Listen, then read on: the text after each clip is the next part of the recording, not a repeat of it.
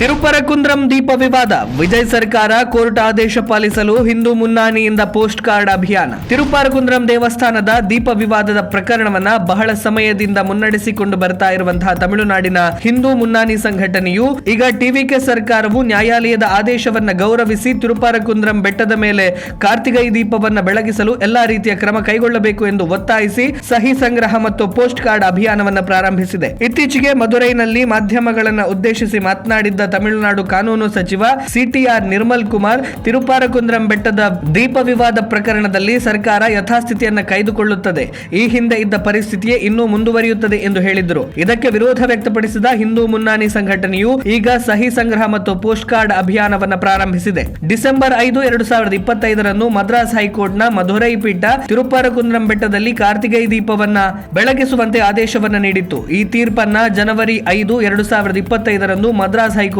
ಎತ್ತಿ ಹಿಡಿದಿತ್ತು. ಈ ತೀರ್ಪಿನ ಹೊರತಾಗಿಯೂ ಆಗಿನ ಡಿಎಂಕೆ ಸರ್ಕಾರ ದೀಪ ಬೆಳಗಿಸಲು ಅನುಮತಿಯನ್ನ ನೀಡದೆ ನ್ಯಾಯಾಂಗ ನಿಂದನೆಯನ್ನ ಮಾಡಿತ್ತು. ಈಗಿನ ಟಿವಿಕೆ ಸರ್ಕಾರ ಕೂಡ ಯಥಾಸ್ಥಿತಿಯನ್ನ ಕಾಪಾಡುತ್ತದೆ ಎಂದು ಹೇಳುವ ಮೂಲಕ ನ್ಯಾಯಾಂಗ ನಿಂದನೆ ಮಾಡುತ್ತಿದೆ ಎನ್ನುವ ಆರೋಪವನ್ನ ಹಿಂದೂ ಮುನ್ನಾನಿ ಸಂಘಟನೆ ಮಾಡುತ್ತಾ ಇದೆ.